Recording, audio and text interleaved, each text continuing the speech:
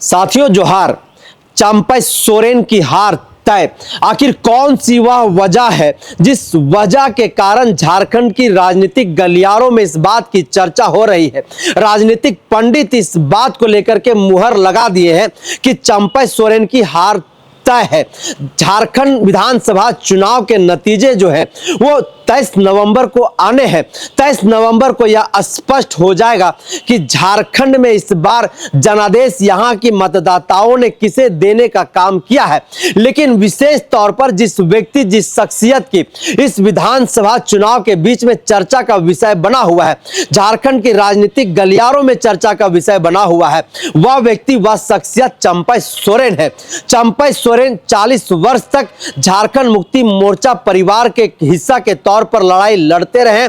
हमेशा झारखंड के जल जंगल जमीन आदिवासियों की हक हुकूक उनके अधिकार की बात करते आए हैं और झारखंड में एक पहचान उनको झारखंड अलग राज्य आंदोलनकारी में अगुवा के तौर पर रहने के कारण जो है यह पहचान प्राप्त हुआ। उसके बाद दिसोम गुरु शिबू सोरेन के सबसे विश्वसनीय नेता सबसे विश्वसनीय कार्यकर्ता के तौर पर एक छोटे भाई के तौर पर चंपई सोरेन झारखंड प्रदेश में जाने जाते थे और झारखंड मुक्ति मोर्चा में अगर कोई काम होता था, अगर कोई बड़ा निर्णय लिया जाता था तो उसमें चंपई सोरेन का भी जो निर्णय है वो बहुत बड़ी भूमिका मानी जाती थी और हर वक्त चंपई सोरेन को दिसोम गुरु शिबू सोरेन के साथ देखा जाता था।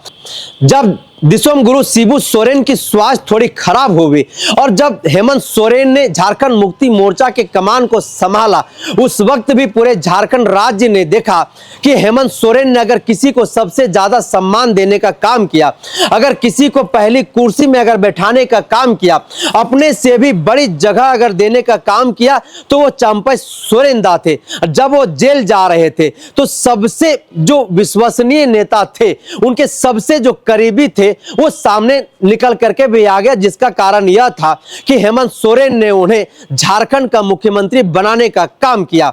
लेकिन इस वक्त का जो विधानसभा चुनाव है और इस विधानसभा के चुनाव में चंपई सोरेन फिर से एक बार चर्चा का विषय बन गए हैं। चर्चा का विषय इसलिए वह बने हुए हैं क्योंकि झारखंड के जो विशेषज्ञ हैं, राजनीतिक पंडित हैं, उन्होंने इस बात की मुहर लगा दी है कि चंपई सोरेन की हार तय है। लेकिन हम इतिहास का पन्ना उठा करके अगर हम लोग देखें और उन इतिहास के पन्नों में जो बातें स्वर्णिम अक्षरों में लिखी गई है तो उसमें स्पष्ट तौर पर यह लिखा गया है कि 1985 से लेकर के 2019 तक सरायकेला विधानसभा सीट पर जितने भी चुनाव हुए हैं उन सभी विधानसभा चुनावों में झारखंड मुक्ति मोर्चा को वहां से प्रचंड जीत हासिल हुआ है। झारखंड मुक्ति मोर्चा का अपना दबदबा रहा है 1985 से लेकर के 2019 तक।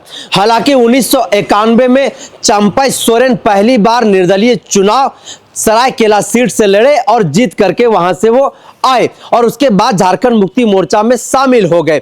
2000 में वहां से भारतीय जनता पार्टी के प्रत्याशी को जीत हासिल हुआ, यानी कि भारतीय जनता पार्टी को वहां से जीत हासिल हुआ। उसके बाद के जितने भी विधानसभा चुनाव सरायकेला सीट पर हुआ है उन सभी विधानसभा चुनावों में झारखंड मुक्ति मोर्चा के प्रत्याशी कोल्हान टाइगर के तौर पर मशहूर चंपई सोरेन वहां से जीतते आए। जीत हार का आंकड़ा जो भी रहा हो, लेकिन जीत वहां से चंपई सोरेन की होती रही है और वह जिस सिंबल से चुनाव लड़ते थे वह सिंबल तीर धनुष हुआ करता था, क्योंकि कोल्हान का जो क्षेत्र है, कोल्हान का क्षेत्र सीधे तौर पर आंदोलनकारियों की धरती के लिए जाना जाता है और चंपई सोरेन की भी पहचान झारखंड मुक्ति मोर्चा के परिवार के तौर पर भी हुआ करता था। चंपई सोरेन झारखंड मुक्ति मोर्चा के कारण जो है झारखंड प्रदेश में एक बड़ा नाम बना पाए और उसका फायदा भी उन्हें लगातार मिलता रहा। लेकिन विधानसभा चुनाव से पहले जब उन्हें मुख्यमंत्री पद से हटाया गया तो झारखंड मुक्ति मोर्चा पर कई एक आरोप लगाते हुए वो भारतीय जनता पार्टी में शामिल हो गए और इस बार उसी सीट से वो भारतीय जनता पार्टी के सिंबल से चुनावी मैदान में है।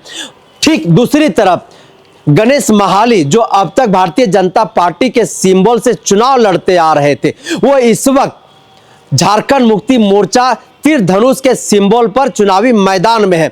उसी सिंबल पर वो चुनाव लड़ रहे हैं जिस सिंबल पर अब तक चंपा सोरेन जीतते हुए आते हैं और जीत करके लगातार कई एक बार विधायक रहे। उसी सिंबल पर गणेश महाली जो भारतीय जनता पार्टी से अब तक चुनाव लड़ते थे, वो इस बार तीर धनुष के चुनाव पर वहां से चुनावी मैदान में है। ऐसे में जो आंकड़े बता रहे हैं वह आंकड़ा यह स्पष्ट बता रहा है कि वह जो विधानसभा का सीट है वो झारखंड मुक्ति मोर्चा का अपना एक पारंपरिक सीट रहा है और वहां पर इस पार्टी की अपनी एक दबदबा रही है।